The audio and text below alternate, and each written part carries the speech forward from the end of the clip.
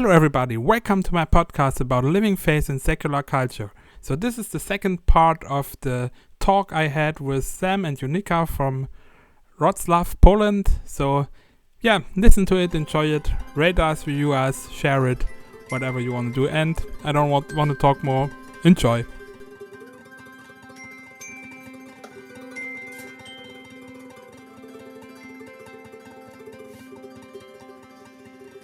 There once was a man with a song in his head. He could not write down in a quite right way all the complexities he pushed to the back of his head, so they would not find a way to his lips as he slept.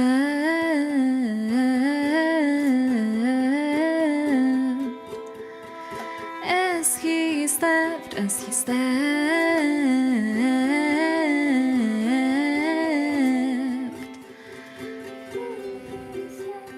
Then one day he found a rhythm at the bottom of his chest. He enjoyed the beat, but he didn't know why it was there. The doctor just shook his head, said, "Sir, I'm afraid it's really bad. There is no song for sure. There's just something wrong with your head."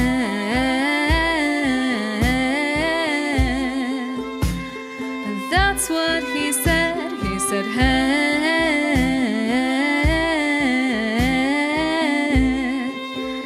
That's exactly what he said.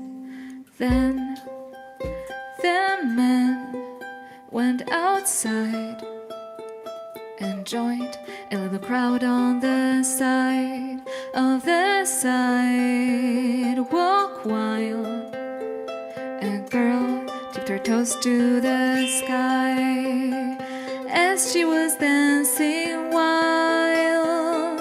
He wished he had lost his own sight, but it was now too late. The volume went up in his head.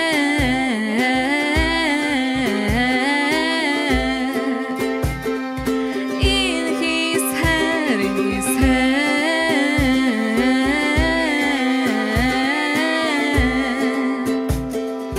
In his head he heard things he thought that only he heard. But everybody had apparently in their heads, in their kids would snap their fingers. Trees were playing with the sound of light and shade. Shades would whisper about the light behind them. So it made him think. But then the doctors came out and they said, "What is all this dancing and shouting all about? Haven't we told you clear enough? There isn't any song."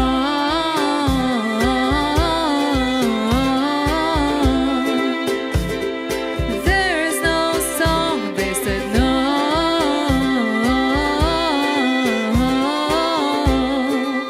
There's no song at all, they said, no. There's no song at all, they said, or they said.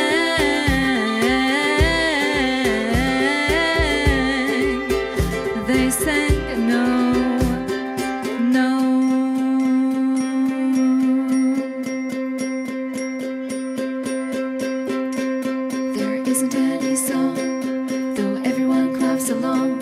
There isn't any song, they said. There isn't any song, though everyone claps along. There isn't any song, they said. There isn't any song, though everyone claps along. There isn't any song, they said. There isn't any song, though everyone claps along. There isn't any song, they said. There isn't any song, though everyone claps along. There isn't any song, they said. There isn't any song, though everyone claps along. There isn't any song, they said. So this was a song from the Hey Giraffes. Yeah. I always say the name wrong, I think. It's Hey Giraffes, and it's Giraffes. H-A-Y and not H-E-Y. Yeah. So it's a hey like the straw, yeah. and not like hey. But so it's a little bit of a wordplay there. Mm-hmm. Actually, Yeah. you want to explain. Our first name was actually Flaming Giraffe, because of the Salvador Dali's painting, and a Polish poem from Grochowiak, with the same title. That was kind of just like about, if everything that exists is just material things, then that's really depressing. That should really shake us, because like it's burning, it's on fire. Everything that's material is kind of on fire basically. So that was kind of the theme we wanted to keep in the name, but then we thought actually in practice when we started playing shows, it seemed like people were expecting something else from a flaming giraffe, It sounds more like maybe a metal band or something like that. Yeah. And we kind of do At more. least a show where someone runs around with Yeah. And we do more like indie folk when we're doing stuff together. Yeah. That's kind of our maybe kind of shared Shared area. The shared area. So we decided to keep something flammable there, but not maybe as, kind of drastic. So we chose Hey for that. Yeah. Yeah. And it kind of fits with like more of a folksy theme. Yeah. Although we may be going in a more soulful direction later In the future. But we'll so see. far it's So far been it's- working, with the name. Yeah. Yeah, so we are at the second part of this podcast of this episode, and this is really getting to know you. You guys are artists, you are musicians, you do a lot of different things, and you even work to make money besides of that. How do you get all this under one bucket? How do you survive to living such a creative and wide lifestyle? It definitely can be a challenge, I would say. I think one of the biggest challenges, though, is describing what I do when people ask me, so what do you do? But I think Yeah. it helps, like, well, at least from my perspective, it helps being here in Europe versus in America. Our situation here, we're able to kind of do teaching at not as many hours as you would need to survive, like probably if you were teaching in America. We would need to kind of do more to just to have kind of a more of a living wage, but our money goes farther here. And so because of that, because I do a online job that pays kind of a wage for like... What do you do exactly for that wage to make the money? So I mean, like they pay. No. What So is you work exactly for- you work what is for- exactly your job that you make the money? The teaching Chinese, job, the yeah. Chinese. Teaching. There's a Chinese Tell company, because Yeah, no the one knows teaching what you're Chinese doing. kids. Yeah. There are mentioned. just actually a few companies in China that kind of hire a lot of native speakers to teach their kids Yeah. English. Yeah. Okay, yeah. You Yeah. teach English It's too. one of those companies. So it's kind of using that as an advantage, and so it's a nice. I mean, it's a nice privilege just to be able to have that option. Yeah. And which frees us. Combined with just Yeah. some jobs that I do, and it's also like it's another kind of really miraculous weird story of how I started teaching English, because I never thought that would be my kind of career path, and I didn't finish English philology or anything like that. But the thing was, I had to at some point. God made me with some specific circumstances in my university, because I was studying something totally different, classical philology, so ancient Greek and Latin. Basically I was made to take a test that was kind of giving me some credit as a student that I needed, but also it's a certificate that can allow you to teach as well. So so I did that, and then it just occurred to be really a great provision from God, being able to later use it as the work, So I started teaching English as well, like a few years before I met Sam, and and I teach some Greek also to some students, but those happen more rarely, as you can imagine.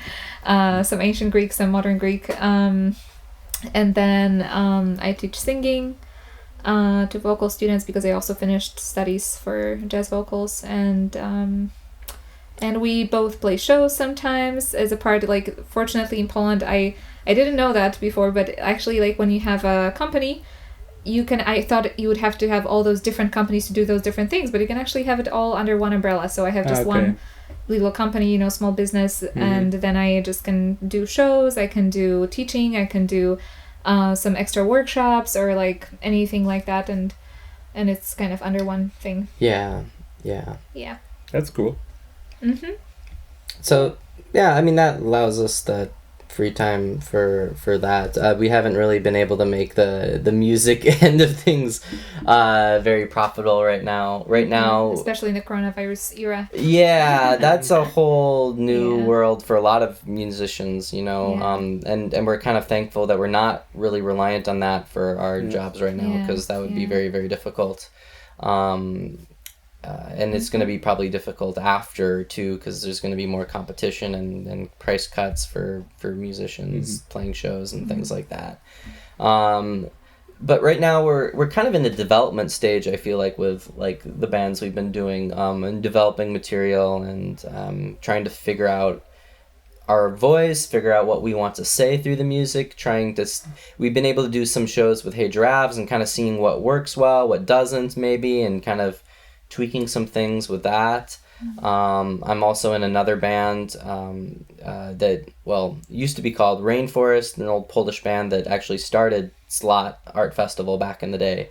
And they're going to be rebanding, and we're in the process of like making demos and making an album and stuff. So and renaming. Yeah, and renaming the band probably too. And also solo stuff too, that we're just kind of working on music kind of residually and trying to find our own voice and our own styles of music and stuff too. So a lot of like that development thing, I don't know exactly where those things will like end up as far as what things will work. We're kind of just throwing up a bunch of things now. So hopefully something sticks to the wall. I guess. And I'm actually just like learning to throw anything anywhere, because like my tendency, and just it's a part of the Polish culture too, but I think I have a hyper tendency like that to just like write things and keep them to myself, or start writing and never finish it because it's not good enough anyway. It's probably not perfect it's kind of like yet. it's like there's a lot of those kind of thoughts in my mind, so it's really helpful to have Sam, who's more American and more like, let's do it, let's try it, how do you know if it's good enough if you don't if you don't show it to people, so I'm learning more of that kind of, which is another benefit of the international relationship, I guess. But it's just for me it's breaking through a lot of just I don't know, just insecurities. And what I admire about the Polish way, because like sometimes the American way can be kind of too rash and like very like, I don't need to learn these chords. I just, know 3 chords, I can play a song kind of thing, kind of a little more like that punk style of like, it's more about the emotion and the feel and those stage performance and all those other kind of elements of it, which are very important too. But like the Polish kind of culture is really emphasizing, knowing your craft very well, knowing it and practicing it. And so that's something I really admire, that, just from being here and just observing that. And I need to keep incorporating that more into my life. So we're learning both from both, things. And then it just kind of keeps growing. Like we keep finding those things that we need from each other to kind of be more holistic. Also, do you think it's important for you guys to? I feel like your music is really about a lot of your message that you have, which is not basically like just a Christian message. Like it's about the message and we have to preach the gospel. But really, you always, when you do music, you have some kind of message in it that you really want to share with people, that you want people to resonate with it, and something like that. Is that what keeps you moving and writing texts? And even how probably you have more ideas for texts and for directions it's going than you can possibly even make something out of, right? Yeah, I think, a message is basically what kind of makes a difference between art and entertainment. And people who don't care about the message usually do entertainment. and there are many, there are many kind of angles to the main message, of the gospel. There's just there are many everyday life aspects of it. And it's kind of like what we're trying to do, I think, in general, is trying to tell ourselves kind of new stories, or tell ourselves kind of preach the gospel to ourselves in different ways from different perspectives that we just encounter in everyday life, So, yeah. Yeah, I think that's a very important thing, is to not just try to, what do other people think, and kind of, always address other people's minds that we don't really know. But even within our own selves, we we wrestle with doubt sometimes. We struggle with different things, and so sometimes it's about learning ourselves, and what are we learning? What do we want to be reminded of? What are those things that we need to be reminded of? And just really applying creativity to just the whole breadth of what God has to say, and there's just so much. I feel like too, you can kind of get inspiration from how the Bible, when you really dig into it, there are so many different aspects and elements of how God shares a message. Whether it's all the different ways Jesus said parables and used the storytelling technique of parables to just apply the gospel in different situation and contexts that were contextualized to the culture that he was in. Or you look at the prophets and looking at, they have kind of a very similar message throughout, but it's done in different ways, and they use actually performance art into their message, like Ezekiel cutting up his hair into 3 different pieces, and and lying on his side for how many days, and another Jeremiah being told to bury a linen cloth in the ground, and these different they're really performance art elements of it, and it shows how God is creative in the way he shares a message. And so I think because that inspires me, just to be creative, and there's just a million different ways to share the same story, even as we, view the gospel as, the most valuable story. We really, I think, just in general, the Christian community can benefit from having that, being explored at all these different angles, and, yeah. Yeah. Yeah, and it's just, you said it all. Yeah. How is your audience resonating with that? How's the feedback for your music, and how do they? I feel like you guys have a really high value on telling your story. And I think that makes people feel that you guys doing this is honest, because it's not just some gospel story. Sometimes you mix it in. How do you combine this in a good way? You do this really well, because you mix sometimes biblical backgrounds into it, of course, but it's still your story. It's still something honest. So that's yeah. I feel like, our lives are the place where the gospel takes real flesh and bones, and it puts us into a situation where we can see more clearly why it's important. Because if it's just simply theoretical, knowledge of, God died on the cross and he saved me, but when we see maybe it's also because just in our own lives we've had so many crazy kind of family dynamics and relationships, and just so many like broken relationships because of sin, and we've seen how that affects like the real, like it's not just some, oh yeah, sin is bad and I shouldn't do bad things, and kind of, you know, that the cheesy kind of Sunday school answers, but when you see how it affects and really just destroys and tears up relationships, you see why we need to take those things seriously, and you see the real need for reconciliation and for forgiveness and for repentance and for owning up to sin, and how that all works when we see those in real life. And so I think that makes it easier for us to kind of draw from that, because, you know, it's been a hard road trying to like reconcile some family relationships that we've had, and still trying to figure out how that's done. Like we've just thought a lot about what forgiveness means over the last few years, because it's really hard to know, like, how do you forgive someone when they don't, you know, ask for forgiveness, and what does that look like, and when they think there's maybe nothing wrong, and how do you deal with that, and I see some elements of that happening too, just both on a micro scale in our lives, but also on a macro scale in societies. When whether you talk about cancel culture, whether you talk about like in you know the U.S. right now, we're dealing with like racial reconciliation in a way, like all the crazy stuff that's happened in my home city of Minneapolis, just, you know, a few blocks from where I used to work. And so I see all these different things like popping up in small scales and large scales, and all kind of connected back to the basics of the gospel, really. And yeah, and I would say just another thing that maybe marks art for me, and that is a quality of art that isn't a quality of entertainment, is this honesty and just authenticity, you know.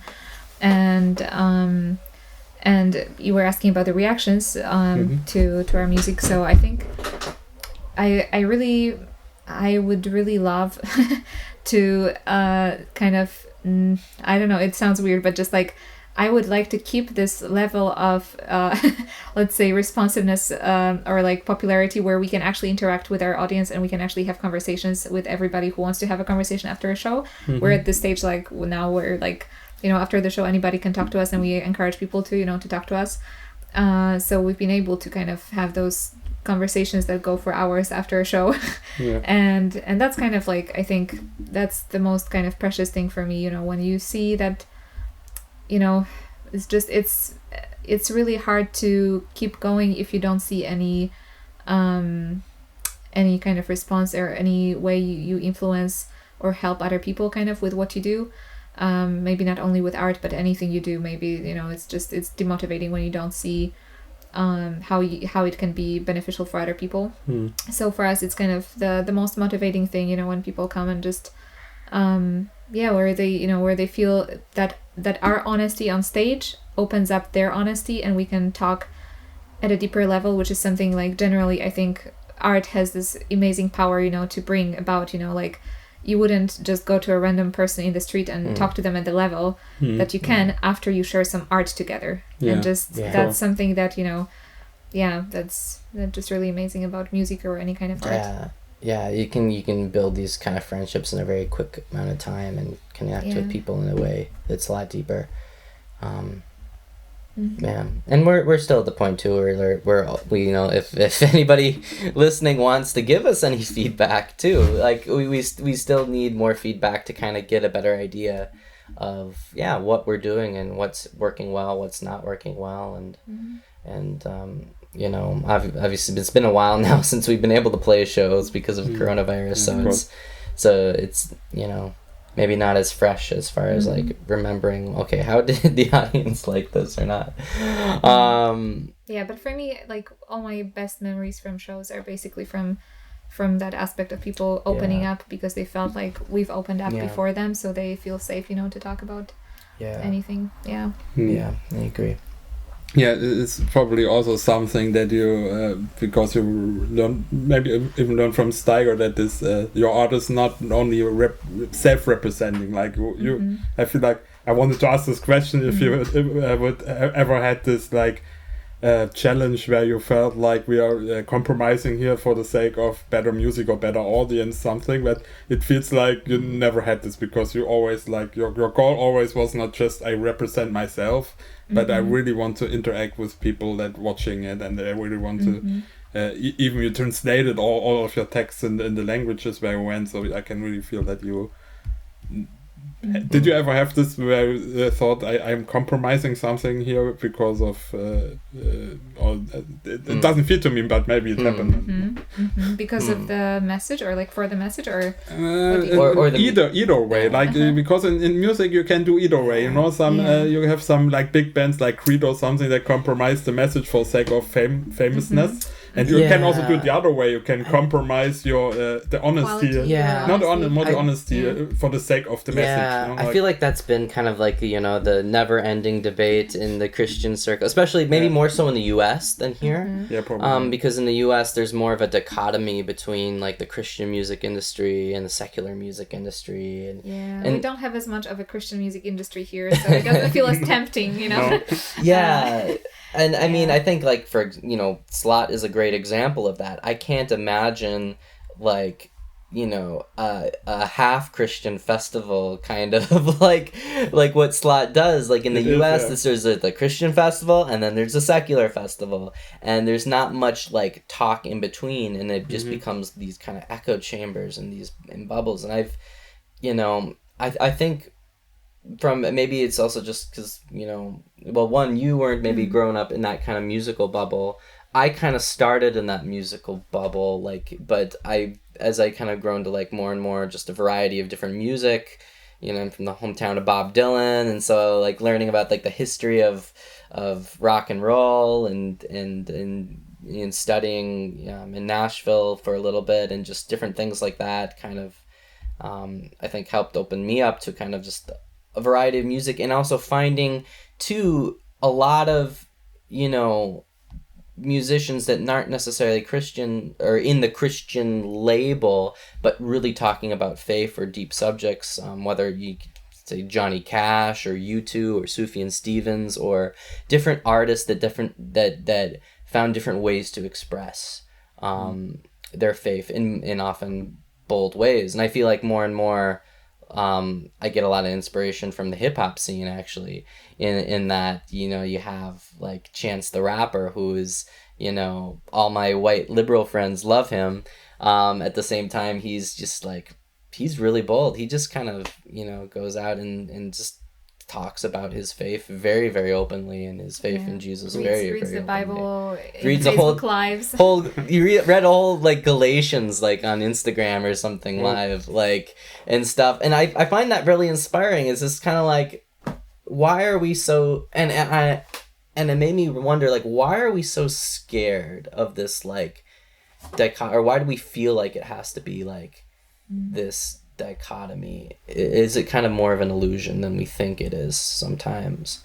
Like, if I make this kind of style of music, it can't be Christian or whatever. I can't talk about my faith in it, or but I think though you still need to work on your craft either way, even if you're telling a Christian message. Like, there's a lot of secular bands that music critics will say they're being kind of preachy and not being too on the nose, being too direct about their message, even when they're not talking about a Christian message. So there's a craft to telling your art or storytelling in general that I think you kind of have to be aware of and learn from, just to make good stories in general. But when you can use that and incorporate your faith into it, then it's like for a lot of secular people, or for a lot of just general people, don't necessarily have a problem with a Christian message, but they just have a problem with maybe the lack of quality of the art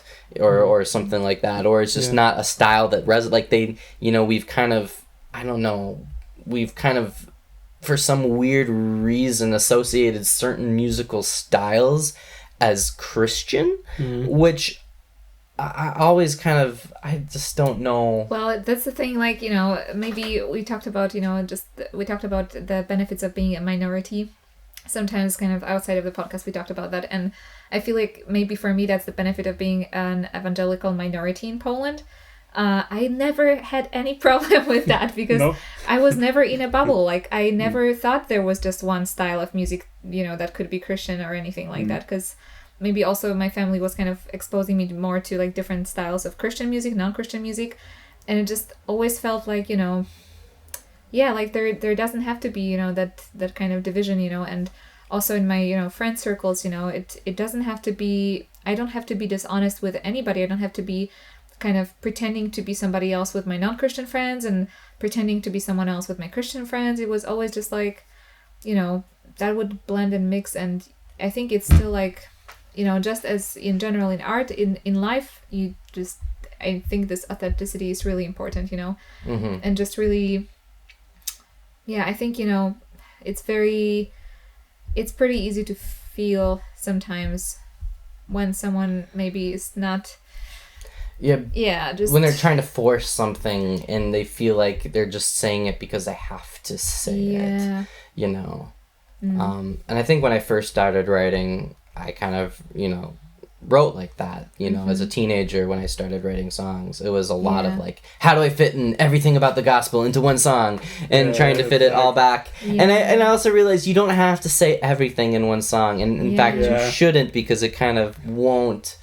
A song can be more poignant if it's talking about one specific element of, of something. And you can maybe use a lot of different songs to paint a broader picture. Which, again, like for me, like I also realized it not so long ago, that it's kind of like in life, you don't have to put the whole truth about everything you think about politically, and everything you think about, your, I don't know, lifestyle things, and everything you are in one sentence. Yeah. Some people, not only Christians, try that. It's not only a Christian thing to try.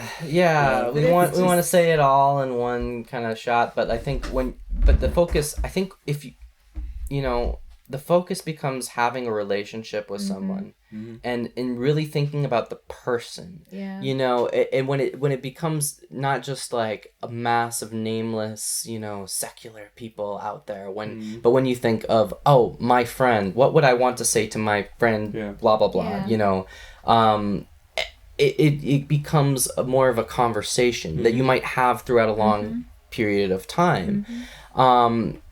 And, and I think this transcends not just, in the music world, but I think in real life, as good and well as it is to just, I think, people just, need to proclaim the gospel, whatever way you can, whether it's like, a one-time evangelistic thing. But I think for most people, or for at least I guess a lot of my friends, I have a lot of roommates who became Christians because of people willing to invest this time in a relationship with them over a period of time. I have one friend who actually was going to my church for 5 years before he became a Christian, and it was because of just the welcoming environment, and people willing to have those deep conversations with him again and again and again throughout that course of time, and eventually he made that decision to follow Christ. But when we kind of alleviate our pressure, okay, we have to have it now, we have to have the conversion now, and stuff, like sometimes we kind of force it all, and it becomes something like a sales pitch to some people, and people are really turned off by being marketed to, or being like and so I think we have to be very aware of that we aren't just like trying to sell Jesus like a Coca-Cola or something. Which also reminds me of just generally how we have to really trust, I don't know, like I think we have to, like, not to use it as an excuse to be a coward and never share the gospel, but like we have to really realize that we are not the only tool God can use in somebody's life. And I loved it how like God also used this year, like a job that I had, talking about how we earn for a living. Like I got a job for interpretation for kind of a conference that was regularly happening every month, about discipleship. And I've learned so much in this job while, earning a living too. But that was like really interesting, when they kind of mentioned, something that maybe you've heard some other places too. And I think I've heard it before, but it just kind of hit me at that point. Like that, usually people need like, I think 7 or something interactions, a few interactions, not just one interaction with a Christian. Interactions, actually... not hearing the gospel 7 times. Interactions, like that's different than just hearing 7 times Jesus is Lord or something. Actually having some kind of like, relationship or conversation kind of with someone, and maybe even, having a few friends that are Christian and, over a course of time, to become Christians, and so I think sometimes when we rely on ourselves too much and when we think, oh, I'm the only chance that person has ever to hear about, Christ, then we really put a lot of pressure on ourselves that I believe God is not putting on us, and that is also pressuring this person and the person can feel it, So, so I, and we've experienced, a lot of just different stories where like, I was just totally amazed at how God was already working. He had been working in this person's life before I met that person. And he is working in that person's life after I met that person, and they didn't become Christians while, interacting with me, but I still have hope, that God is doing something because, it's been just, there's been far too many coincidences, of things like that to think, that is just, a one-time chance, And I think a part of this is also not putting our worth and our identity into how well we can like evangelize. Because I think that I know, at least for me, that can often you feel like, oh, I haven't saved anybody whatever this year or whatever, and I feel like I'm bad, I'm not doing a good job, like I have some quota I need to make or something like that.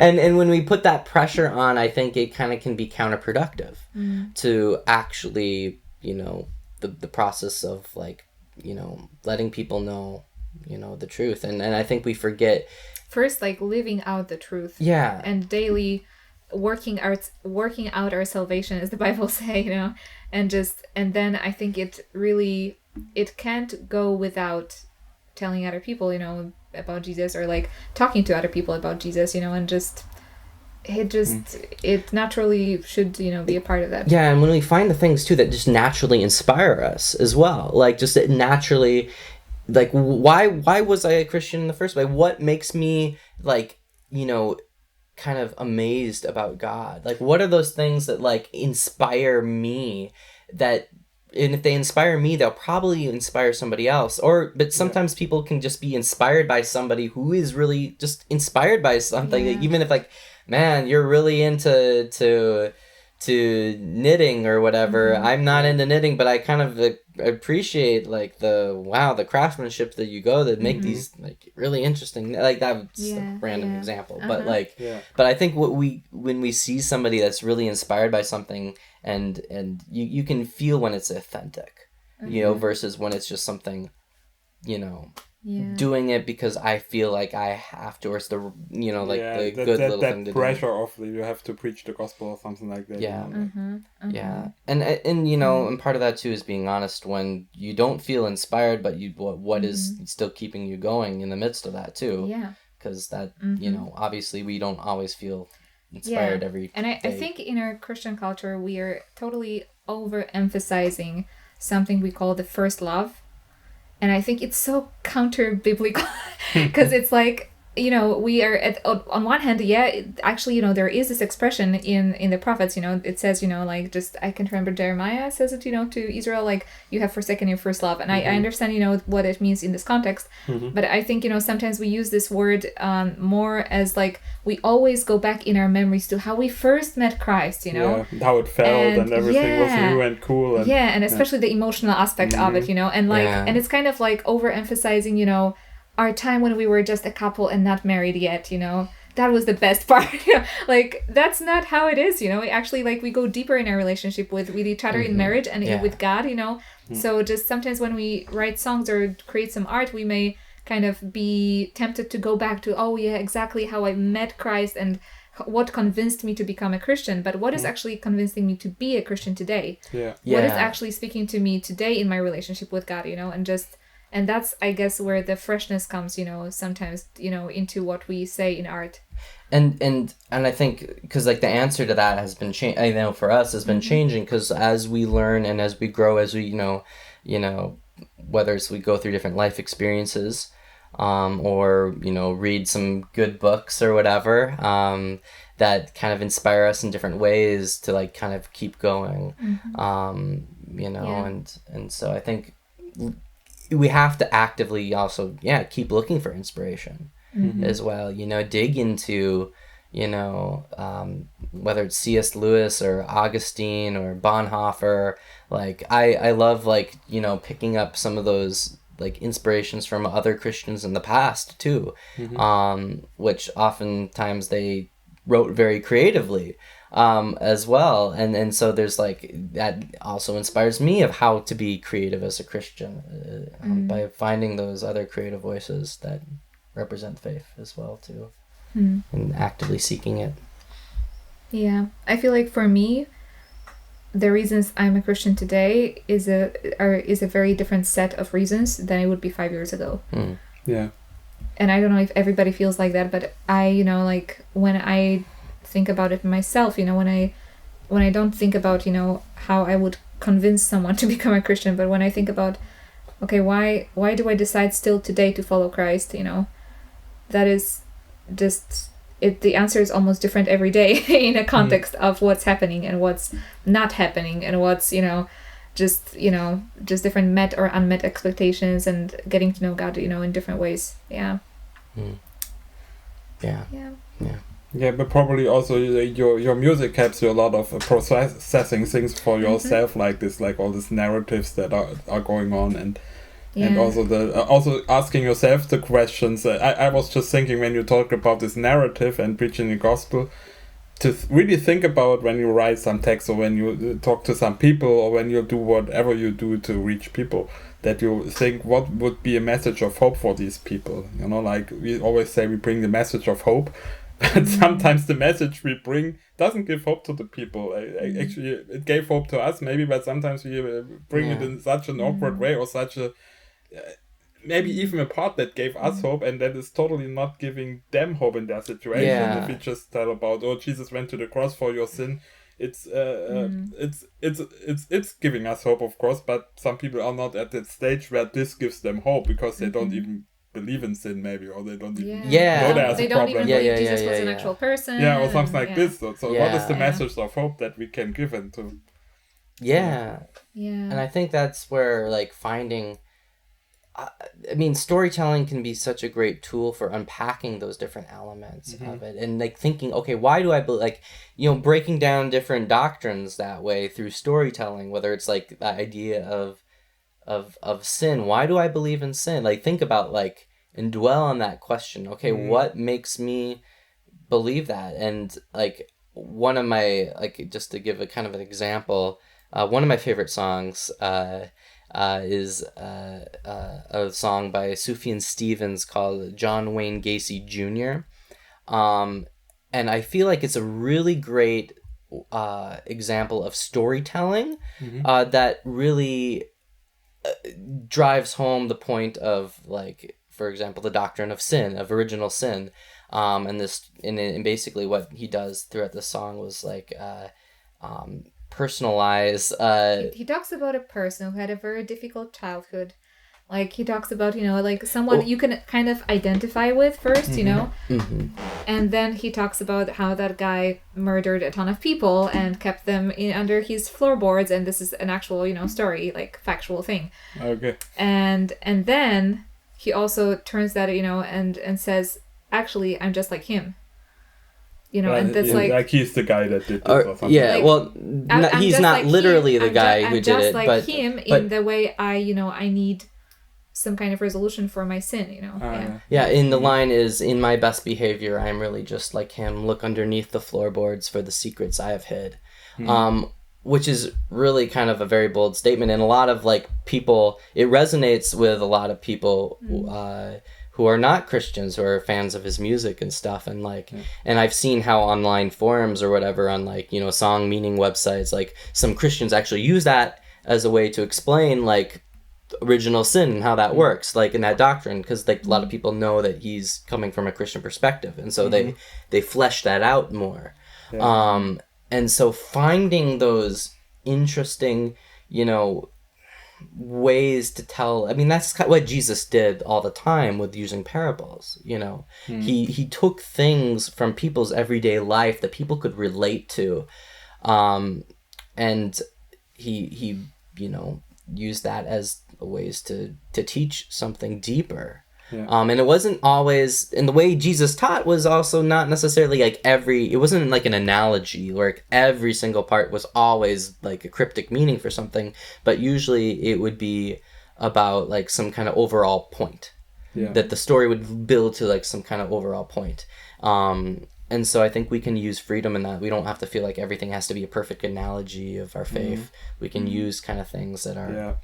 There can be elements that don't align with the Bible at all, as long as in stories there can be elements, you know, that are not aligned with the Bible or something, but you don't want to tell a biblical story, but you want to tell a concept or some kind of story, like in the Narnia or something. There's magic inside it. It's not biblical at all. So so you do with something like that, and we are also free to do things like that and to create like stories like that really have a message. And and that's where we have to know, I mean, you have to know culture well enough to know kind of what's going to work in that, because like if you're so in a bubble of Christian culture, it is going to be maybe harder for you to know, okay, what resonates with me is probably not going to resonate with them because I'm in kind of almost a different culture, you know, versus like, you know, obviously you still have to be careful of like, you know, whenever you're in a culture, you can be influenced by it in negative ways. But still, I think if you are connected enough with the general culture,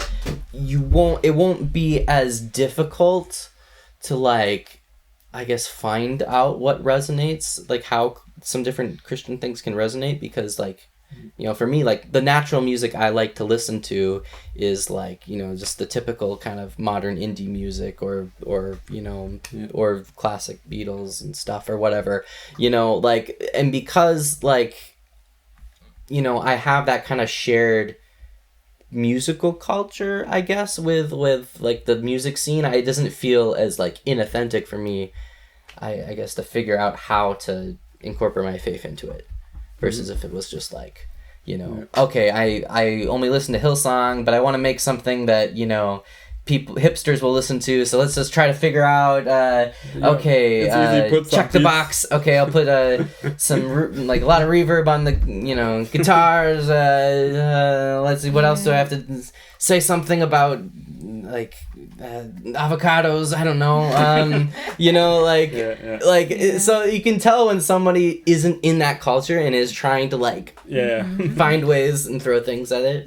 Which is another thing, like, you know, that is very helpful for me. Like, you know, God has created us differently and has put different tastes, you know, in us. Like, we like different things, and we don't have to squeeze ourselves into like, you know, one kind of, you know, artist that would speak to the, you know, popular culture or something. You know, we can actually be ourselves and be, you know, who God has created us to be. And there already is a group of people that identifies with us, that feels like, that's how I, you know, that's how I understand some things, or that's how I feel music, you know. That's just, we don't have to pretend. We just have to be actually who God created us, I think, you know. Yeah, and that's a great way to like get into like secular culture also. You're not just playing for Christian people or like church people. Like bring this, what you shared, just bring it to places where there's not only Christian, to the streets and stuff like this. Is already like a perfect way to interact and to even reach these people. Well, that would have been my last question or last section, but you already shared actually almost everything about that. So, thank you for being here. Awesome. Thank you for having us. Yeah.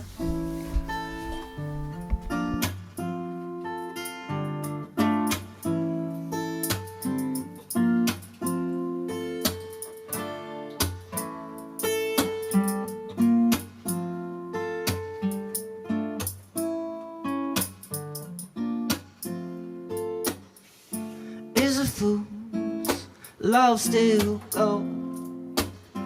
'Cause I've been one, I've been told, but like living outside, grown cold, -25, and low and slow.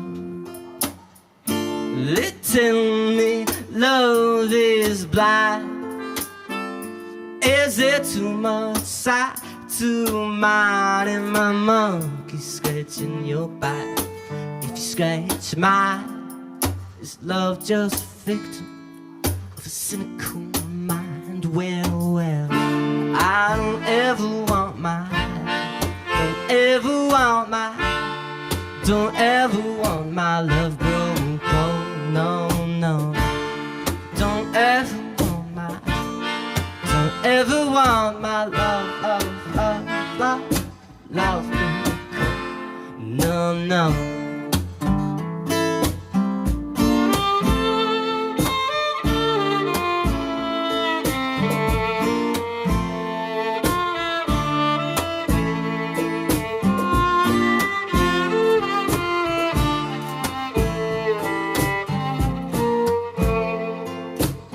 With all them fishies in the sea, don't have a conscience quite like me, 'cause I feel the weight of every disease. I feel the responsibility.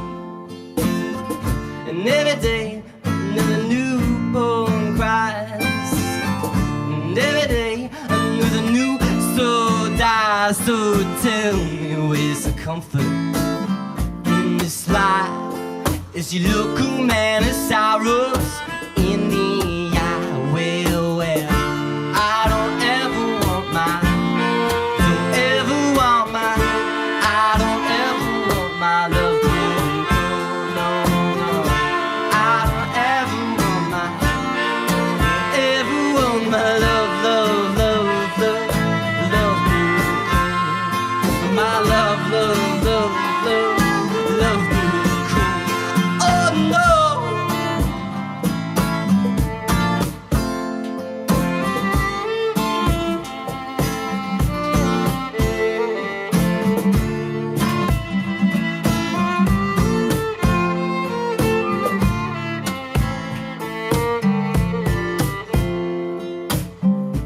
Nie chcę, żeby moja miłość była tylko termometrem okoliczności.